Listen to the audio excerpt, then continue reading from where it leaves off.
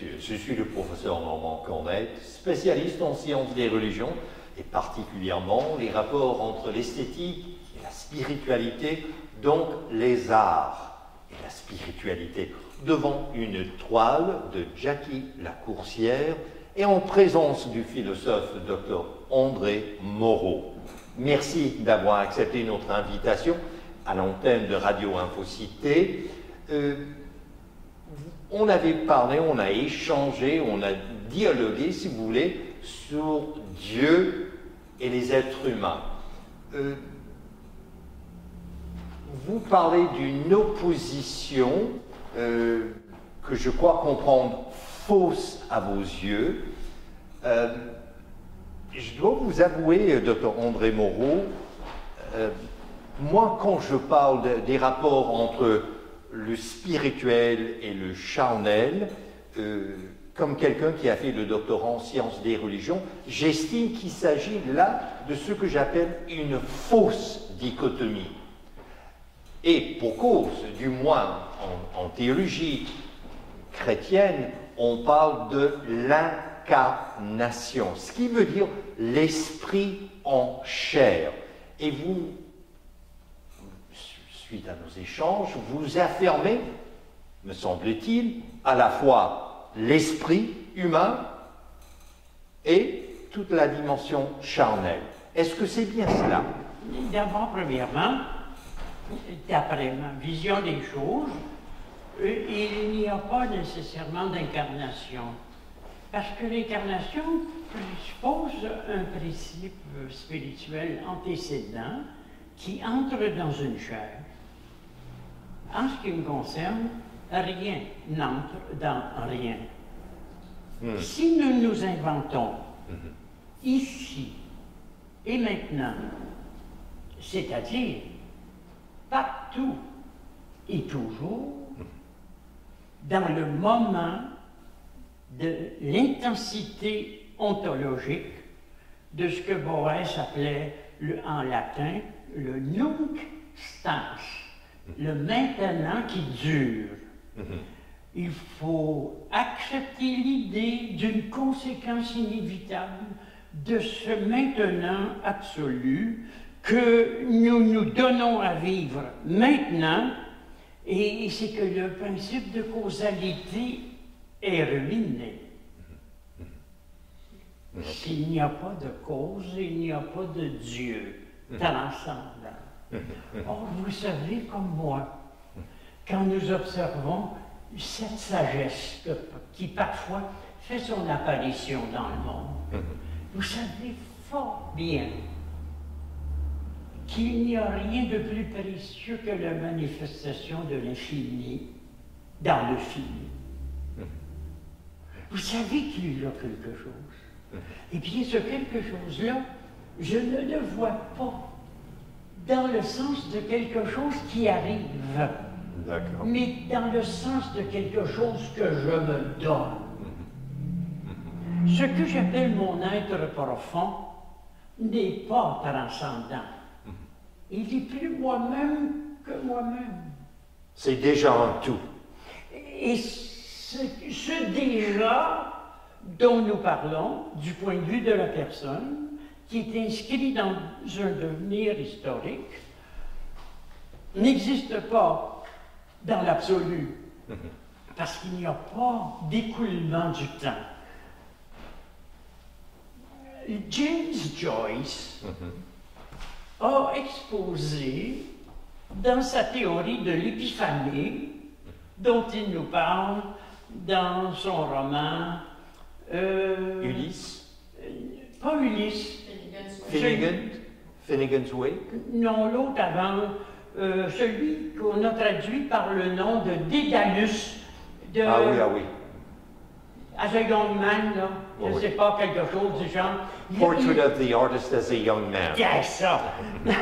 alors, voyez-vous, lui, là, il s'est dit que si nous sommes dans un état d'esprit qu'il caractérise par l'enchantement du cœur, nous pouvons voir les choses se métamorphoser devant nous et accomplir leur épiphanie. Donc cette vision de l'épiphanie. Il ne faut pas oublier que James Joyce avait trois maîtres français. Thomas d'Aquin, qui est le premier à avoir parlé de l'épiphanie. Hegel, qui par la dialectique a permis de comprendre la présence de l'absolu au cœur du relatif. Et Vico, le célèbre philosophe napolitain, contemporain de Berkeley, et lui aussi un anticartésien. Très intéressant, parce que pour moi, ce qui est important, c'est que, par exemple, là, en ce moment, là, pour être plus confortable, ici, devant vous, devant la caméra, j'étends ma jambe. C'est de sentir que ce mouvement-là est un mouvement éthérique. Il n'est pas simplement un mouvement physique. Mon être est exprimé à travers le mouvement de ma jambe.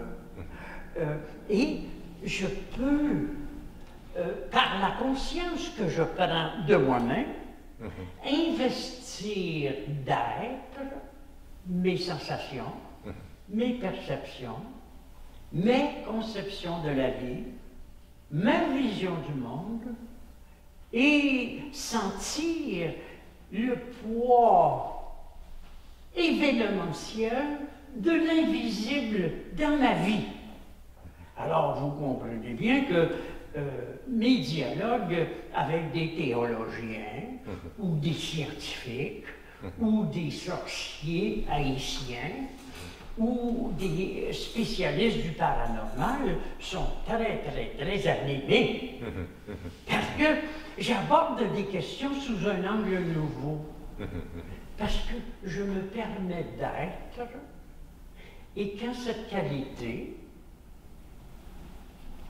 je bénis mon identité divine, je ne cherche pas une cause à ma vie, je ne me dis pas, il y a quelqu'un qui m'a mis au monde. Est-ce que vous savez que je ne suis pas né de mes parents? Je suis né à mes parents. Tout part de moi-même. Je me donne mes parents. Je me donne le monde. Je me donne à moi-même. Je n'attends pas qu'un mouvement de l'inconnu procède par une choséification des idées abstraites, des vaines croyances, des préjugés. Je me donne tout maintenant. Donc, si quelqu'un me dit qu'il recherche le bonheur, j'ai tendance à lui donner une tape dans le dos en disant « va te suicider ». Le bonheur ne se cherche pas, il se décide. Donc, le libre arbitre importe beaucoup sous ce jour-là. Ne nous affolons pas. Un arbitre détermine des choix. Il n'y a pas de choix chez moi. Je ne choisis rien. Je me permets tout. J'ose être totalement. Pourquoi ne pas essayer d'être Dieu maintenant? Alors, Dr André Moreau, quand vous parlez de James Joyce, vous avez mentionné 3 personnes ressources. Chez lui, j'ajouterai une 4e. Surtout qu'on voit dans son roman, son chef-d'œuvre, Ulysse, qui fait plus de 800 pages, qu'on estime sinon le plus grand roman tout à fait d'accord. Du XXe siècle. En anglais, certainement, peut-être dans toutes les langues de l'époque, mais sous-jacent à la pensée de James Joyce dans ce roman Ulysse, c'est Freud, c'est l'inconscient, parce qu'il s'agit d'une seule journée dans la vie d'une seule personne, une date spécifique dans l'année 1904, et tout ce qui lui passe par l'esprit. Donc Freud est bien présent dans la pensée de James Joyce quand il écrit Ulysse. Mais il y a d'autres choses. Vous soulevez tellement de points. Il y avait une pensée manichéenne qui opposait la lumière et la noirceur, le bien et le mal, comme on fait. Mais comme dans l'Église catholique, ouais, chez les Horaciens, etc. On retrouve cela même autrefois. Alors, ce que j'aimerais explorer avec vous, moi, j'ai appris de la communauté LGBTQ, cette communauté-là communique clairement que la pensée binaire, bon et mauvais, vrai et faux, noir et blanc, cette pensée binaire ne rend nullement justice à la condition humaine. Seriez-vous d'accord? Oui, sauf si vous vous mettez à parler de la condition humaine. D'André Moreau, Malraux, en 1933, son livre. Il y avait un petit échange ici entre deux prises de vue tout à l'heure, et quelqu'un m'a demandé ce que je pensais de Raël. Ah oui. Claude Voréon, de son nom profane. Et ce que j'avais dit à Raël, c'est que nous étions presque des frères. Mais que le problème, c'est qu'il attendait les extraterrestres et que moi, j'attends l'homme. Me parler de la condition humaine, si vous me permettez, sans vouloir du tout vous blesser, ce n'est pas sérieux. L'humanité n'existe pas. Les gens s'entretuent, les gens vivent dans l'ignorance. Les gens empêchent les autres d'être heureux. On tue des enfants. Il y a sur Terre de grandes sectes sataniques où l'on mange des bébés sur les autels du diable. Sur Terre, par milliers. Vous voyez bien que ça n'a pas de bon sens. On me parle d'humanisme. Je ne suis pas l'humaniste. On me parle de la société. Des gens qui s'entretuent, qui se mentent, qui se volent. Merci. Non. Sur Terre, il y a un magma psychobiologique informe, d'où, parfois, en vertu d'une rare entéléchie intrique, va faire que quelqu'un, par un miracle, va acquérir un être et il va s'inscrire à la verticale du monde, alors que tout le monde est à l'horizontale. Alors, oui, c'est vrai qu'il y a très peu de religions, il n'y a pas de religion monothéiste qui ne soit dualiste, que ce soit la religion juive avec Yahweh, la religion chrétienne avec le Père éternel, ou la religion islamique avec Allah. Ce sont des religions qui souscrivent à la transcendance. À mon avis, une des religions qui est le plus proche de ma pensée, que j'appelle le jovialisme, parce que moi, cette pensée-là, elle a un moteur, et je carbure à la joie. Et c'est le shintoïsme japonais.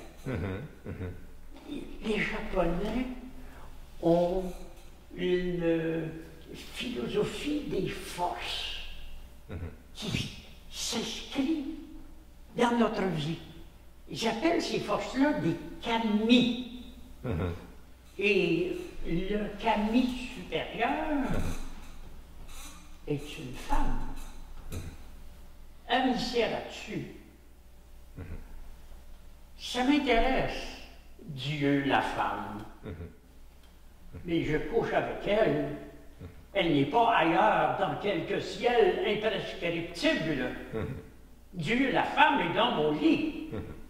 C'est ça l'immanentisme, par opposition à la transcendance de Dieu. Ceci dit, la religion Shinto, il y a la théorie, les principes, mais en pratique, dans les années 30, les impérialistes, les militaristes japonais se sont servis pour justifier l'empire japonais et les pires atrocités commises.